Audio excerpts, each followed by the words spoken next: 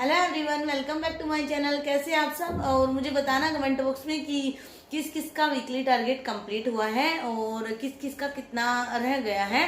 कल हम करेंगे यहाँ पे Sunday live and next live शायद हमारे घर पे ही होगी, क्योंकि 16 को हम लोग चले जाएंगे और यानी 16 को मॉर्निंग में हम लोग न्यू दिल्ली स्टेशन पे उतर जाएंगे और वहां से फिर गुड़गांव चले जाएंगे। एंड अभी मैं आप लोगों को आज बता रही हूँ मेंस का सिलेबस, जिसको कि एनालाइज करके बताऊंगी बिल्कुल डिटेल्स में, क्योंकि वो वाली सीरीज रुकी हुई थी तो बच्चों की डिमांड भी है, तो एक बार उसको पूरा करते हैं। उसके बाद जैसे स्मार्ट स्टडी कैसे करें एंड करंट अफेयर के मोस्ट इम्पोर्टेंट टॉपिक, बाकी सब पे वीडियो बन जाएगी। लेकिन अभी एक बार सिलेबस को एनालाइज कराना है, क्योंकि 2023 वाले बच्चे सिलेबस को करना चाहते हैं कि सिलेबस की डिमांड कैसी है। तो आज मैं बात करूंगी GS2 के सिलेबस के ऊपर, तो चलिए करते हैं। ये देखो यहाँ पे जैसे आपका ये मैंने सिलेबस को अपने टैब में ओपन किया है, तो यहाँ पे जैसे आपका पहला टॉपिक है, ये आपका GS2 का सिलेबस है, जो कि आपका पेपर नंबर है 3, क्योंकि पहला पेपर ऐसे का होता है मेंस में, सेकंड पेपर फिर GS1 का होता है एंड थर्ड पेपर फिर GS2 का होता है। तो पेपर ये थर्ड है लेकिन ये GS2 है, और जो कि पॉलिटी जिसको बोलते हैं एंड जिसमें संविधान होता है। तो इसके लिए मैं आपको बताऊं, पहले जिन बच्चों ने GS1 वाली नहीं देखा है सिलेबस वाली, वो उसको भी देख ले, जो न्यू बच्चे हैं एंड जो पहले हैं उनको पता होगा। तो चलिए देखते हैं। तो पहला टॉपिक आपका इसमें आएगा, पहली यूनिट आपकी इसमें आती है भारतीय संविधान, ऐतिहासिक आधार, उसका विकास, उसकी विशेषताएं, संशोधन, महत्वपूर्ण प्रावधान और बुनियादी संरचना। जैसे कि जो ऐतिहासिक आधार था जिसके आधार पे हमारा संविधान बनाया गया है, और उसका विकास क्रम कैसे हुआ था और उसकी विशेषताएं क्या क्या है और उसमें संशोधन कौन कौन से हुए। लेकिन यहाँ पे मैं आपको एक चीज बताऊं, आपको संशोधन सारे नहीं करने हैं, मोस्ट इम्पोर्टेंट जो अमेंडमेंट हुए हैं ओनली वही करने हैं। जैसे कि मैं अपने मैप पे करूंगी तो मैं उस पर हाईलाइट भी करूंगी मोस्ट इम्पोर्टेंट, तो उसी दिन मैं आपको बता दूंगी कि कौन कौन से मोस्ट इम्पोर्टेंट है, जो कि आपको हर हाल में करके ही जाना है। ये मेंस के लिए है, प्री के लिए तो हो ही जाएगा शॉर्ट में, प्री में डिस्क्रिप्टिव अलग होगा, इसमें आपका अलग होगा। अब बात आएगी बुनियादी संरचना, जैसे केशवानंद भारती केस, गोलकनाथ मामला, मिनर्वा मिल्स मामला, जितनी भी बुनियादी संरचनाएं जिनके बेस पे संविधान का विस्तार बढ़ता गया है, वो सारा आपका इसमें आएगा। सेकंड आपकी यूनिट है संघ एवं राज्यों के कार्य, यानी के राज्य सूची के जो कार्य हैं, संघ सूची के जो कार्य है, और साथ में संवर्ती सूची के जो कार्य है, और एक सूची और होती है अलग से, जो कि जो संवर्ती सूची में भी नहीं बचता, वो उसमें डाल दिया जाता है। तो एक वो वाली सूची, तो चारों सूचियों के कार्य आपको पता होने चाहिए। और उत्तरदायित्व क्या क्या है राज्यों के, जैसे कि अनुसूचित जातियों के लिए क्या है एंड जो पर्यावरण के लिए क्या है, जितने भी उनके दायित्व है लोगों के लिए भी और पर्यावरण के लिए भी, वो सब आपको करने हैं। और ये आपको पॉलिटी की बुक में, एम लक्ष्मीकांत वाली बुक में अच्छे से मिल जाएगा। एंड जिन बच्चों के पास DD बसु है, हो सकता है उसमें भी मिल जाए, एक बार वो चेक करिएगा। बुक चेंज करने के बारे में मत सोचना बिल्कुल भी, क्योंकि आप एक ही बुक को अगर एक बार पढ़ चुके हैं तो उसी का मल्टीपल रिविजन करें। बुक चेंज करने की इस टाइम पे तो बिल्कुल भी सलाह नहीं दूंगी, क्योंकि इस टाइम पे तो आप बुक चेंज करने का कोई टाइम ही नहीं है। इस टाइम पे तो मैं आपको एक चीज बोलूंगी कि आप only most important videos YouTube पे देखिए एंड आप बस करंट अफेयर देखिए, बाकी चीज़ों को आप जितना उसी सेट कीजिए, और बाकी अपना जो आप पहले से किया हुआ है उसी को आप मल्टीपल रिवीजन कीजिए। और उसके बाद यहाँ पे आ जाती है तीसरी यूनिट।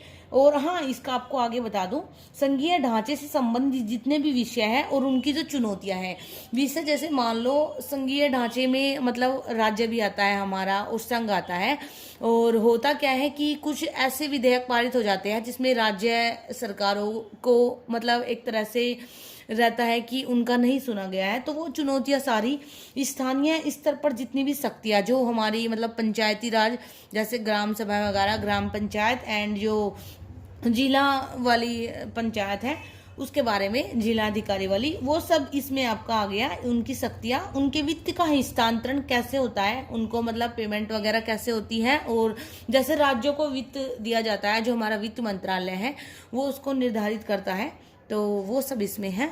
एंड उसकी चुनौतियां क्या क्या है, और ये आपको वैसे मेरे पास जो नोट्स है उसमें भी है, और मैं आपको टेलीग्राम पे प्रोवाइड कराऊंगी, लेकिन मैंने आपको बताया है 6 जून से पहले टेलीग्राम ग्रुप नहीं बनाऊंगी, क्योंकि देखो मुझे मतलब एकदम से बर्डन हो जाएगा वहाँ पे PDF वगैरह में बना के डालना। तो तब तक आप रुके, तब तक आप साथ में लक्ष्मीकांत से पढ़ते रहे। और विभिन्न घटकों के बीच शक्तियों का पृथक्करण, विवाद निवारण तंत्र और संस्थान। और यहाँ मैं आपको बताऊं, अगर आपको नोट्स खुद से बनाने हैं तो वो भी मैंने आपको अपनी नोट्स वाली स्ट्रेटजी बुक में बताया हुआ है कि कहाँ से बनाने हैं। खुद से बना सकते हो तो बनाओ, वरना मैं आपको अपने हाईलाइटेड है, मेरे अंडरलाइन है, और उनको मैं PDF फॉर्म में प्रोवाइड करा दूंगी। तो आप विभिन्न घटकों के बीच शक्तियों का पृथक्करण, जैसे हमारी कार्यपालिका है, न्यायपालिका है, इनके बीच में, और ये विधायिका है, इनके बीच में शक्तियों का पृथक्करण कैसे होता है, विवाद निवारण तंत्र जितने भी बनाए गए हैं और संस्थान, उन सब के बारे में आपको इसमें पढ़ना है। 4th यूनिट आपकी आती है भारतीय संवैधानिक योजना की अन्य देशों के साथ तुलना। देखो यहाँ पे इस चीज को मतलब आप ध्यान से समझो। हमारे देश में कोई भी योजना बनाई गई है, संवैधानिक योजना, जैसे मान लो नीति आयोग बनाया गया था, किसी भी योजना के तहत, या कोई भी चीज ऐसी बनाई गई है जो कि न्यू बनाई गई है, जैसे नीति आयोग को बदल दिया गया था उसको, और उसके बाद में फिर आपको योजना आयोग को बदल के नीति आयोग किया गया था, सॉरी। एंड तो वो जो जितनी भी संवैधानिक योजनाएं ऐसे बनती हैं उनकी आपको अन्य देशों के साथ तुलना करनी है। जैसे एक चीज सपोज करो, भारत के राष्ट्रपति के निर्वाचन की अमेरिका के राष्ट्रपति के निर्वाचन के साथ तुलना, तो वो वाली चीजें यहाँ पे है कि भारत की जो राज्य व्यवस्था है उसकी आप आयरलैंड के साथ तुलना करेंगे एंड अमेरिका के साथ करेंगे, जो खास थोड़े देश है अमेरिका के साथ तुलना करेंगे, वो आपका इसमें है। 5th आपकी यूनिट है संसद और राज्य विधायिका। इसकी संरचना ये आपको पॉलिटी की बुक में बहुत अच्छे से मिल जाएगा, M लक्ष्मीकांत में टॉपिक वाइज आपको सब मिलेगा। बहुत अच्छी बुक है, मैं बोलूँगी, मैं उस बुक को इतनी बार पढ़ चुकी हूँ और मज़ा आता है सच पूछे तो संरचना, कार्य संचालन, शक्तियाँ एवं विशेष अधिकार और इससे उत्पन्न होने वाले विषय, ये आपको अच्छे से मिल जाएगा। और मैं सच बताऊं, मैं यहाँ पे भी अपनी उस बुक को मिस कर रही हूँ, लेकिन ज़्यादा वेट होने की वजह से हम लोग उसको नहीं लेके आ पाए, क्योंकि बहुत ज़्यादा बैग हो चुके थे। एंड 6 आपकी यूनिट है कार्यपालिका और न्यायपालिका की संरचना, संगठन एवं कार्य, उनके कार्य क्या क्या है, सरकार के मंत्रालय एवं विभाग जितने भी हैं, औपचारिक अनौपचारिक संघ एवं शासन प्रणाली में उनकी भूमिकाएं कौन कौन सी है, ये भी आपको पॉलिटी की बुक में मिल जाएगा। सोर्सेज साथ के साथ बता रही हूँ। जन प्रतिनिधित्व अधिनियम की मुख्य विशेषताएं, ये आपको बहुत अच्छे से बिल्कुल M लक्ष्मीकांत की बुक कवर कराती है। ये 1951 जैसे जो हमारा जन प्रतिनिधित्व अधिनियम था उसकी विशेषताएं है, तो बहुत अच्छे से आपका ये उसमें कवर हो जाएगा। विभिन्न संवैधानिक पदों पर नियुक्तियां, जितनी भी नियुक्तियां होती है, और विभिन्न संवैधानिक निकायों की शक्तियां क्या क्या मिलती है उन्हें, कार्य उनके क्या क्या होते हैं, उत्तरदायित्व उनके क्या क्या होते हैं, वो आपको इसमें मिलेगा। और ये भी आपको पॉलिटी की M लक्ष्मीकांत की बुक में अच्छे से मिल जाएगा। 9th आपका है सांविधिक, विनियामक और विभिन्न अर्धन्यायिक निकाय, जितने भी आपके सांविधिक निकाय हैं, विनियामक निकाय है, और जो अर्ध न्यायिक है, यानी कि कुछ वो न्यायिक है और कुछ वो सांविधिक है, ये भी आपको करनी है। सरकारी नीतियों और विभिन्न क्षेत्रों में विकास के लिए हस्तक्षेप, गवर्नमेंट की नीतियाँ, यहाँ पे आप मान लीजिए जैसे सरकार के लिए अभी जो हमारा वो 3 विधेयक पारित हुए थे कृषि के क्षेत्र में, वो वाली यहाँ पे चीजें हैं कि उनको चुनौतियां भी दिखाई देती है और विकास में हस्तक्षेप होता है, और उनके अभिकल्पन और एवं कार्यान्वयन के कारण उत्पन्न जितने भी विषय होते हैं। एंड फिर आएंगे आप 10th यूनिट पे, और ये है सरकार, सबसे बड़ा आपका सिलेबस मुझे लगता है पॉलिटी में ही होता है, बहुत बड़ा सिलेबस है, 20 यूनिट आपकी होती है, और उसमें भी बहुत डिस्क्रिप्टिव है। और कुछ बच्चे मुझे बोलते हैं कि मैम इतने से हो जाएगा क्या, इतने से हो जाएगा क्या, तो मैं उनको बताऊं, आप प्रिंट आउट निकालवाने जाओगे तो 20 पेज का तो आपको सिलेबस ही याद करना है। तो आप ये देखिए, फिर आप मतलब इतना शॉर्ट में सोच रहे हो कि UPSC हो जाएगी, तो बाबू ऐसे नहीं होगी। जो भी बहन भाई हो अच्छे से समझो, UPSC is a big task, मतलब मैं टफ नहीं बोलूँगी, अगर आप स्मार्टली पढ़ेंगे तो टफ नहीं लगेगा, लेकिन बिग टास्क। आपको मेहनत से बचना नहीं है, आपको 2 साल 3 साल भी लग सकते हैं।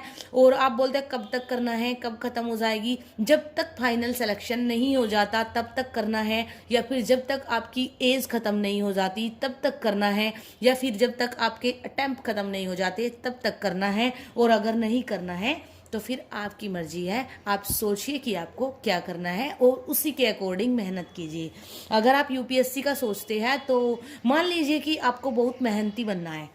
तो अब आती है सरकारी नीतियाँ और विभिन्न क्षेत्रों में, ये हो गया 11वीं यूनिट विकास प्रक्रिया।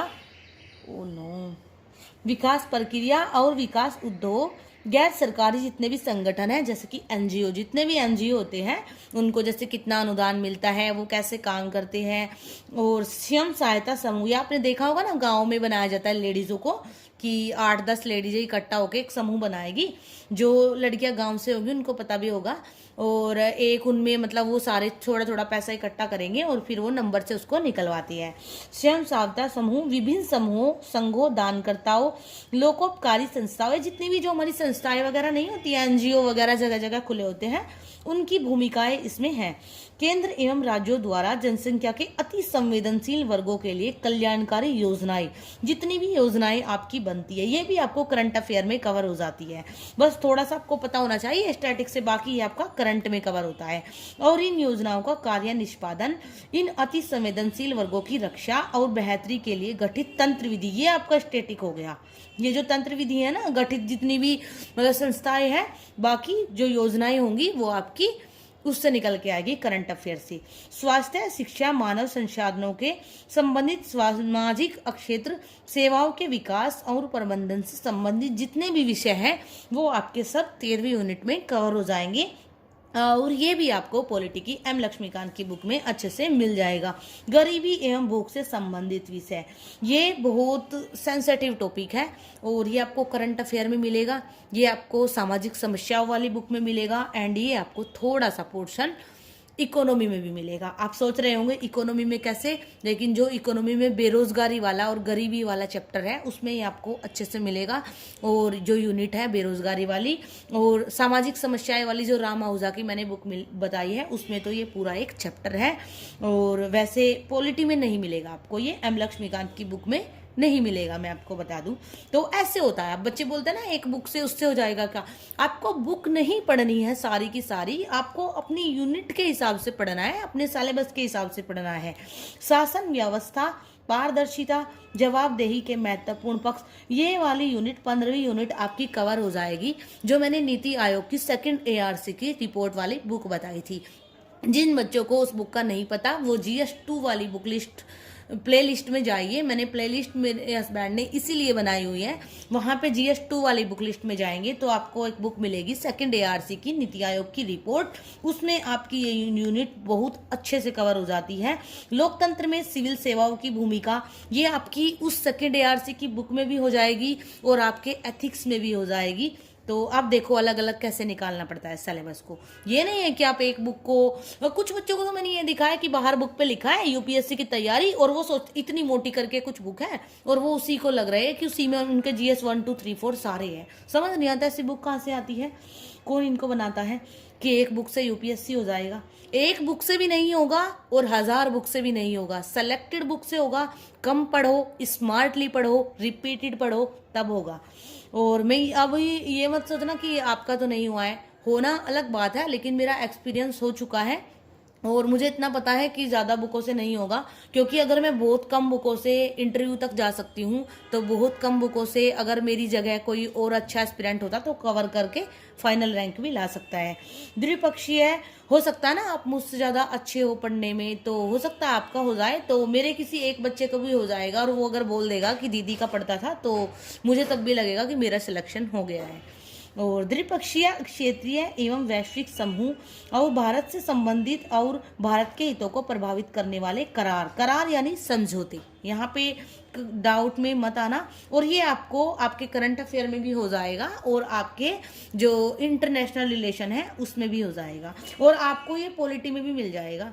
इसमें एम लक्ष्मीकांत वाली बुक में लास्ट में मिलेगा। भारत के हितों पर विकसित और विकासशील देशों की नीतियां और राजनीति का प्रभाव, प्रवासी भारतीय वाला टॉपिक आपको सामाजिक समस्याओं में मिलेगा, और ये वाला टॉपिक आपको इंटरनेशनल रिलेशन में भी मिल जाएगा और करंट अफेयर में भी मिल जाएगा। किसी भी देश के साथ भारत मिलता है तो क्या क्या नीतियां बनती है, क्या उनके भारत पे फर्क पड़ता है और क्या उस दूसरे देश पे फर्क पड़ता है। महत्वपूर्ण अंतर्राष्ट्रीय संस्थाएं और मंच, उनकी संरचना और अधिदेश, और ये टॉपिक आपको पॉलिटी की बुक में मिल जाएगा। बहुत अच्छे से कवर हो जाएगा। एंड मैं आपको फिर लास्ट में बोल रही हूँ, अकॉर्डिंग टू सिलेबस पढ़े, सिलेबस को प्रिंट आउट कराए, एंड उसके बाद सिलेबस को आप अपनी, अगर आप सामने नहीं लगा सकते तो डोंट वरी, आप अपनी टेबल पे लगाइए, और टेबल होती है ना, टेबल पे ऐसे लगा लीजिए एंड कहीं और पे लगा लीजिए घर में, लेकिन आप जितना उसको देखते रहेंगे उतना आपको रिमाइंड रहेगा। और यूपीएससी का मैं पक्का बता रही हूँ, यूपीएससी आउट ऑफ सिलेबस कुछ नहीं पूछती है। जो लोगों को आउट ऑफ सिलेबस लगता है वो करंट अफेयर का पार्ट होता है। अब मान लो यहाँ पे कोई चीज़ करंट में चली हुई है और वो हमारे सिलेबस में नहीं लिखी है, तो वो हमारा करंट अफेयर का पार्ट हो जाता है। And now thanks for watching, thanks for listening, keep supporting, and आप सब मेहनत से पढ़ते रहिए। और हम लोग यहाँ से 15 को निकल जाएंगे, 16 को पहुँच जाएंगे न्यू दिल्ली स्टेशन पे, और उसके बाद वहाँ से घर, एंड जाते ही फिर आपको घर से मैं वीडियो बनाऊंगी, क्योंकि मुझे भी अच्छा नहीं लग रहा है यहाँ पे, क्योंकि थोड़ा मतलब जो रूम में अपने होता है, लेकिन फिर भी मैं पढ़ रही हूँ। 9-10 घंटे तो हो ही जाते हैं दिन में सारा काम खत्म करने में, टारगेट वगैरह। और यहाँ पे तो फ्री है, काम वगैरह भी नहीं करना है, लेकिन बस वही है कि अपने रूम को मिस कर रही हूँ। And now bye.